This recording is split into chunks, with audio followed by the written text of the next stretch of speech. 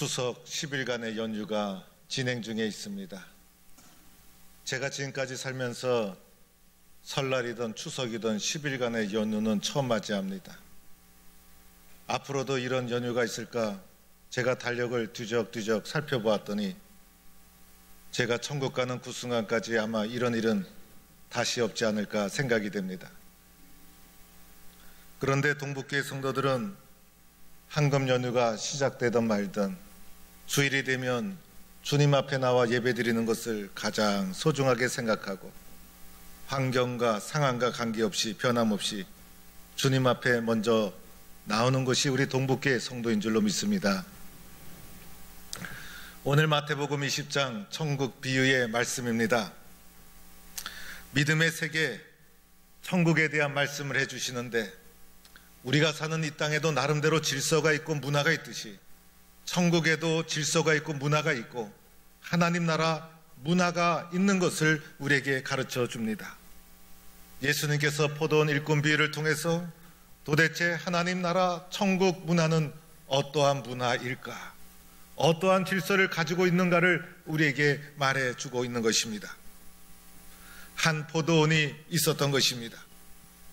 포도 농사를 짓다 보면 할 일이 얼마나 많이 있습니까? 포도나무를 돌봐야 되죠. 때를 따라 가지를 쳐야 되죠. 약도 쳐야 되죠. 봉지도 씌워야 되죠. 할 일이 이만저만 많은 것이 아니었습니다. 포도원 주인에게는 일꾼이 필요했습니다. 그래서 제3시에 일꾼을 부르러 나가게 됩니다. 제3시는 오전 9시를 가리키는 것입니다. 하루 품삯에 해당하는 한 데나리온에 약속을 하고 일꾼을 고용하게 됩니다. 이러한 일꾼을 고용하는 것은 아침 일찍 다 끝나게 되는 것입니다. 오전 9시에 일꾼을 부르고 9시부터 일해야 하루 종일 일할 수 있고 그 사람에게 하루의 품삯을 지불할 수가 있는 것입니다. 그런데 주인은 제6시에도 나가고 제9시에도 사람을 부르러 갑니다. 제6시는 12시고 제9시는 오후 3시가 됩니다. 이때가 되면 하루 반이 다 지나간 때이고 이때가 되면 하루가 거의 다 지나갈 때였습니다. 하루를 살다 보면 대부분 중요한 일들은 아침, 오전, 점심 이전에 끝나게 됩니다.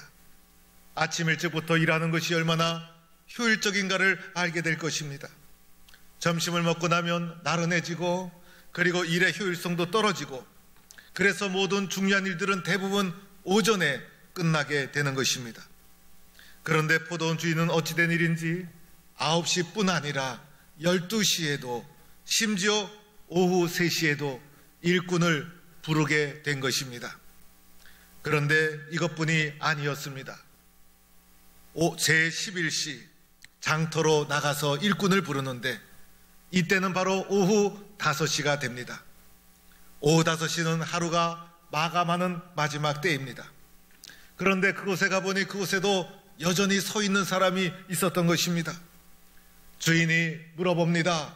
어찌하여 종일토록 놀고 여기 서 있느냐? 우리를 품꾼으로 불러주는 이가 없습니다.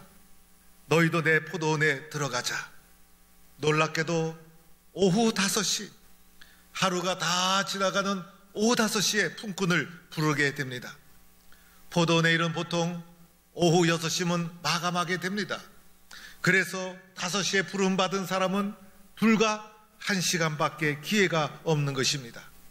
1시간 전에 일꾼을 불러서 포도원 일꾼으로 채용하게 됩니다. 이제 6시가 되고 하루의 품삯을 지불하게 됩니다. 그런데 주인이 처음 와서 9시부터 열심히 일한 사람부터 품삯을 주는 것이 아니라 의외로 오후 5시에 와서 불과 1시간밖에 일하지 아니한 사람부터 품삯을 계산하기 시작합니다. 오후 5시에 부름을 받아 불과 1시간 일한 사람, 가장 늦게 와서 가장 적은 시간에 일한 사람, 그 사람에게 하루 품삯에 해당하는 한 데나리온을 지불하게 됩니다. 이것은 참으로 이상한 계산 방법입니다. 합리적인 계산 방법이 아니죠. 아르바이트를 하다 보면 시급이라는 것이 있죠. 시간별로 계산을 한다는 것입니다. 1시간이라면 1시간 값을 주고 2시간이라면 2시간 값을 지불하게 됩니다. 오후 5시에 와서 불과 1시간밖에 일하지 않았음에도 불구하고 하루 풍삭스에 해당하는 한 데나리온을 지불하는 것은 합리적인 방법이 아닌 것입니다. 이것을 지켜본 12시에 온 사람, 3시에 온 사람, 그리고 특별히 9시에 온 사람, 9시에 온 종은 잔뜩 기대감에 부풀게 됩니다. 오후 5시에 와서 한 데나리온을 받았으니 나는 저 사람보다 9시간 먼저 왔으니 9배에 해당하는 9데나리온을 주지 않을까.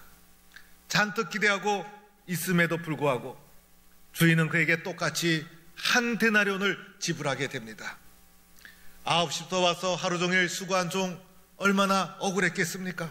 1시간 일한 사람과 자신을 비교하니 이것만큼 불공평한 일이 없었습니다. 그래서 주인에 대한 원망의 마음이 올라옵니다. 세상에서 다른 사람과 나를 비교하면 대부분 섭섭하고 원망한 일이 일어나게 되는 것입니다. 9시에 와서 하루 종일 일한 사람 너무나 억울했습니다. 저 사람은 1시간밖에 일하지 않았음에도 불구하고 나는 더위와 싸워가며 하루 종일 일하지 않았습니까? 그런데 왜 저 사람과 나를 똑같이 대우합니까? 주인에게 화를 내며 거칠게 항의했을 것입니다. 우리는 9시에 와서 종일토록 일한 사람의 이 억울한 마음을 조금은 이해합니다. 불공평한 대우였다는 것입니다. 여러분, 요즘은요, 억울한 일이 있을 때 가만히 있으면 안 되죠? 입 뒀다 뭐 합니까? 나름대로 내 주장, 내 입장, 권리를 주장해야 되는 것이에요. 그래서 9시에 온 사람 적극적으로 자신의 입장을 주장하고 권리를 내세우게 됩니다. 주인이 이 말을 듣고 그래, 내가 깊이 생각하지 못했구나. 9시에 온 종에게 얼마나 억울하겠는가 라고 하면서 위로해 주는 것이 아니라 나는 잘못한 것이 없노라. 왜냐하면 처음부터 너와 약속한 것이 한 데나리온이 아니었느냐. 주인은 이 약속을 성실하게 지켰다. 나는 그 약속을 너에게 성실하게 지키지 않았느냐. 내가 오후 5시에 온 사람에게 한 데나리온을 주었다는 것, 그것 때문에 내가 섭섭해 하고 있는데 그 사람에게 후하게 선대한 것이 악한 것이냐. 이것이 주인이 말한 것이었습니다. 1달란트 주던 2달란트 주던 주인의 권한이라는 것입니다. 주인이 뜻이 있어서 선하고 후하게 대접한 것이 어찌하여 악이 되느냐. 단호하게 주인이 말해주게 됩니다. 사랑하는 성도 여러분, 오늘 이 비유 속에는 믿음의 사람들이 가져야 될 천국의 원리가 담겨 있습니다.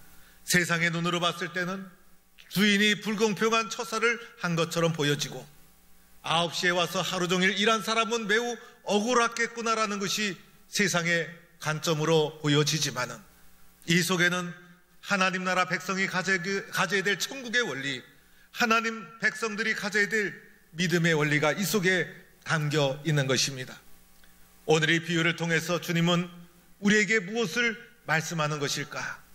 첫째는 하나님의 주권, 하나님의 은혜에 대해서 철저히 인정하고 고백해야 된다는 것을 말해주고 있는 것입니다. 사랑하는 성도 여러분, 9시에 부름받은 사람들, 12시에 부름받은 사람들, 3시에 부름받은 사람들, 오늘 본문을 잘 살펴보시기 바랍니다. 그들에게 자격이 있어서, 공로가 있어서, 특별한 기술이 있어서 부름받은 것이 아니라는 것입니다. 전적으로 주인의 결정, 주인의 선택이었다는 것입니다. 주인의 주권, 그것을 철저하게 인정하고 고백해야 된다는 것입니다. 주인이 불러주셔서 포도원 일꾼으로 참여하게 된 것이죠. 부르시는 것은 주님의 주권이요, 주님의 권한이었어요. 나를 불러주신 것, 주님의 선택이었어요. 나에게 어떤 공로와 기술이 있어서, 자격이 있어서 주님이 불러주신 것이 아니라는 것이에요. 전적으로 주님의 선택이요, 주님의 주권, 주님의 결정, 이것을 우리는 인정하고 순종해야 된다는 것입니다. 오늘날에도 인력시장에 가보면 일꾼을 써주기를 기다리는 사람들이 있습니다. 그런데 세상의 인력 시장은 아침 일찍 다 마감하게 되는 것입니다. 그런데 오늘 하나님 나라 인력 시정을 보세요. 9시에 부름을 받았죠. 12시에도 부름을 받았죠. 오후 3시에도 부름을 받았죠. 심지어는 하루가 마감하는 오후 5시에도 부름을 받게 됩니다. 하나님의 부르심에는 항상 열려 있다는 것입니다. 하나님의 부르심은 항상 진행 중에 있는 것입니다. 한 번으로 끝나는 것이 아니라는 거예요. 언제든지 기회는 있는 것이고 언제든지 열려 있는 것이고, 심지어는 오후 5시에도 주님은 우리를 불러주신다는 것입니다. 내가 부름받은 것, 변함없이 불러주시는 하나님의 은혜가 있기 때문이라는 것입니다. 하나님의 주권과 베풀으신 하나님의 은혜에 대한 철저한 고백과 순종, 이것이 하나님 나라의 질서요 문화라는 것입니다. 오늘 주인이 부르실 때 특별히 자격이 있어서 불러주신 것이 아니죠. 불러주실 때 자격이 필요 없다는 거예요. 조건도 없어요. 누구나 부름을 받을 수 있다는 거예요. 죄인이라 할지라도, 쓸모없는 자라 할지라도 자격을 따지지 않습니다. 주님의 선택이요 주님의 부르심이라는 것입니다. 그래서 나 같은 사람이 부름을 받아 하나님의 자녀가 된 것, 모두가 하나님의 은혜요 하나님의 선택이라는 것입니다. 9시에 와서 더위와 씨름하며 하루 종일 일한 사람, 많은 시간을 일하고 많은 수고를 했다는 것 우리는 알고 있습니다. 그러나 아무리 많은 수고를 했다 할지라도 베풀어 주신 하나님의 은혜에 비하면 아무것도 아닙니다. 하나님 앞에서 나의 수고, 나의 공로 내세울 것 아무것도 없다는 것입니다. 전적으로 하나님의 은혜요 하나님의 사랑이라는 것입니다. 하나님의 주권, 하나님의 결정, 이것에 우리는 철저하게 순종하는 것이 하나님 나라 질서라는 것을 말해주고 있는 것이에요. 내 생각, 내 경험으로 하나님의 결단과 주권을 침해해서는 안 된다는 것입니다. 9시에 온 사람이 하나님께 항의하는 것, 하나님의 주권을 침해하는 행위였어요. 9시에 부름받은 자에게는 모든 것이 불평등하게 보였어요. 육신의 눈, 내 경험으로 봤을 때 때로는 불평등하게 보일 수가 있는 것이에요. 그러나 그렇지가 않더라는 것입니다. 좀만 깊이 생각해 보면 하나님은 언제나 신실하게 약속을 지키시는 분이셨어요. 하나님의 은혜는 똑같이 모든 사람에게 임하는 것입니다. 9시에 부름을 받았어도, 12시에 부름을 받았어도, 3시에 부름을 받았어도, 심지어 5시에 부름을 받았어도 하나님의 은혜는 모든 자에게 똑같이 임하는 것입니다. 내가 언제 믿었느냐, 그리고 늦게 믿었느냐, 일찍 교회를 다녔느냐, 늦게 교회를 다녔느냐, 그것이 그렇게 중요하지 않다는 것입니다. 보다 더 중요한 것이 있는 것입니다. 그것은 하나님의 결정, 하나님의 은혜에 순종하며 우리 모두가 하나님의 부르심과 하나님의 선택 안에 있다는 것을 고백하는 것입니다. 나 같은 사람까지도 선택해 주신 하나님의 결정, 나 같은 사람임에도 불러주신 하나님의 은혜, 심지어 하루가 다 끝나가는 오후 5시임에도 불구하고 나 같은 자를 불러주신 하나님의 은혜, 이 하나님의 은혜에 철저히 순종하는 자가 되어야 하는 것입니다. 우리 교회 성도들 보면 많은 수고와 헌신을 하는 것을 보게 됩니다. 그러나 공동체 안에서, 교회 공동체 안에서 없어져야 될 것이 몇 가지가 있습니다. 그것은 바로 기득권이라는 것, 그리고 텃세라는 것, 그리고 자신의 공로를 내세우는 것. 이것은 천국의 질서가 아니라 세상의 문화라는 것입니다. 하나님의 은혜 앞에서 내 공로는 아무것도 아닙니다. 우리 모두에게 하나님의 은혜는 똑같이 임하는 것입니다. 예수 믿는 자에게 늦었거나 일찍 믿었거나 부름받은 자에게는 똑같은 구원의 선물이 임하는 것입니다. 따라서 우리는 그리스도 예수 안에서 우리는 한 형제입니다. 우리는 한 가족입니다. 하나님의 주권에 순종하고 하나님의 은혜를 고백하는 것, 이것이 우리가 가져야 될 소중한 열매인 것입니다. 이런 믿음과 은혜의 삶을 살아가는 성도가 될 수 있기를 주의 이름으로 축원합니다. 두 번째로는 오늘 말씀을 통해서 5시에 부름받은 자처럼 헌신해야 됨을 가르쳐 주고 있는 것입니다. 천국의 질서는 무엇일까? 5시에 부름받은 자처럼 주님 앞에 헌신해야 된다는 것입니다. 5시는 하루가 다 마감하는 순간이었어요. 하루가 다 저물어가는 시점이었어요. 5시에 부름받은 종이 5시가 되었음에도 불구하고 집으로 돌아가지 않은 이유가 무엇이었을까요? 9시에 부름받은 사람 저물어 좋았을 거예요. 12시까지 기다릴 수 있었을 거예요. 3시까지도 인내하며 기다릴 수 있었을 거예요. 그러나 5시까지 기다리는 것은 쉬운 일이 아니었어요. 이 사람이 집으로 돌아가지 않고 5시까지 장터에서 기다린 이유가 무엇이었을까? 어쩌면 이 사람에게는 온 가족의 생계가 달려 있었을 거예요. 빈손으로 집으로 돌아갈 수가 없었다는 것입니다. 그러함에도 불구하고 기다렸음에도 불구하고 선택받지 못하다가 마침내 마감 시간이 다 된 오후 5시가 되어서 모든 것을 포기하고 싶었을 때 극적으로 부름을 받게 되었다는 것입니다. 이때 이 사람의 심정이 얼마나 기뻤을까? 9시에 부름받은 사람은 5시에 부름받은 자의 기쁨을 이해할 수가 없을 거예요.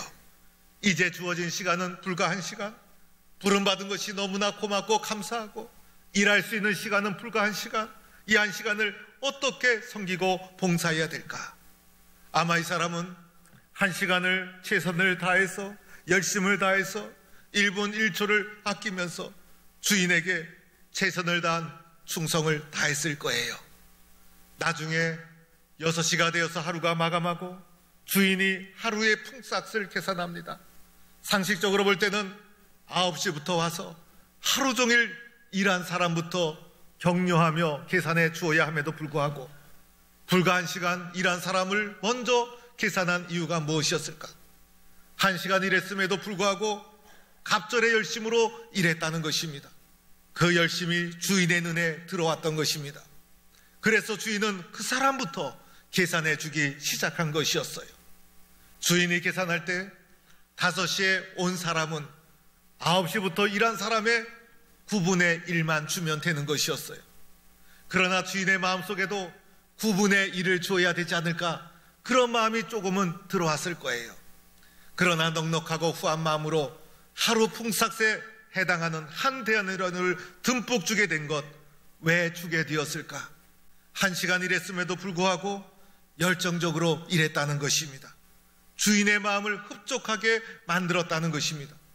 주인이 보기에 그분이 일하는 것을 보면서 기쁨으로 만족함을 가지게 되었기 때문에 1시간 일했음에도 불구하고 하루 품삯에 해당하는 한 데나리온을 그에게 넉넉하게 주게 되었다는 것입니다. 교회를 섬기면서 30년 다녔는데 20년 봉사했는데 그것보다 더 중요한 것이 있는 것입니다. 5시에 부름받은 자처럼 오늘 이 순간 나는 열정을 가지고 기쁨을 가지고 최선을 다하고 있는가? 주님 앞에 뜨거운 마음을 가지고 헌신하고 있는가? 지금 나의 모습은 어떠한가? 이것이 보다 더 중요하다는 것입니다. 아니라고 나태하게 신앙생활하면 소용이 없습니다. 비교하고 원망하며 신앙생활하면 아무 소용이 없는 것입니다.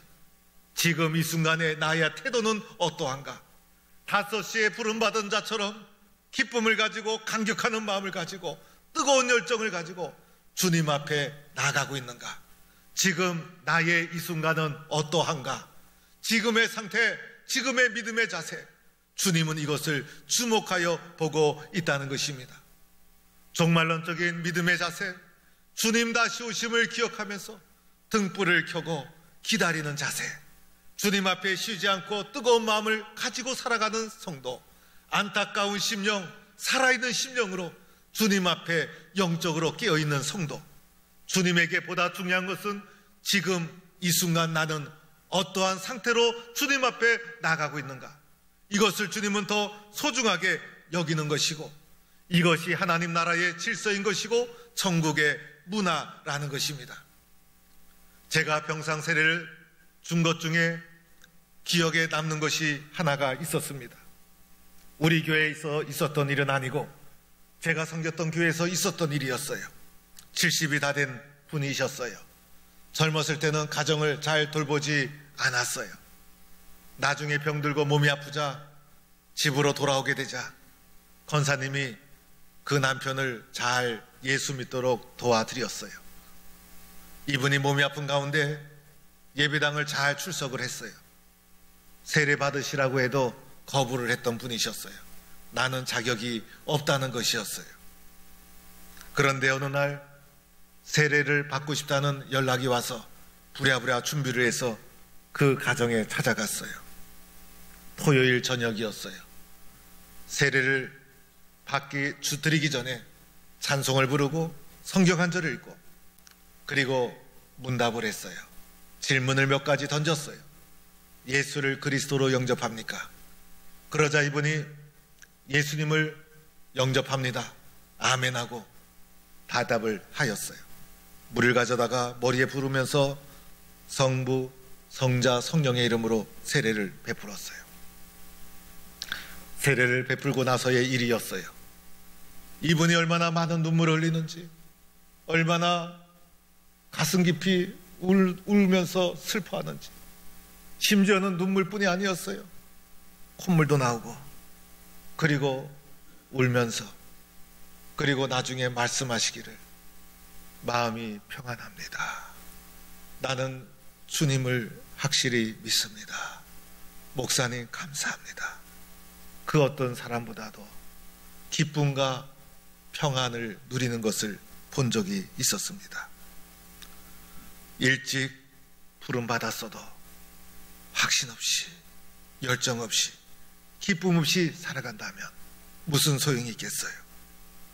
늦게 부름받았어도 하루를 믿어도 확신과 기쁨과 충만한 은혜 가운데 주님 앞에 거해야 되지 않겠습니까?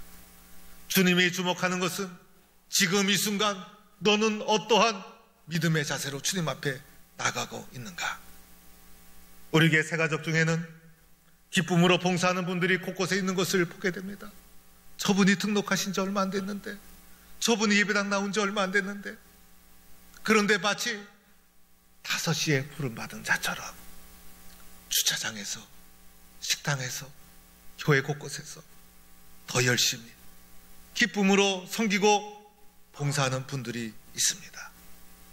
5시에 부름받은 자처럼 갑절의 열심을 내는 분이 있어요.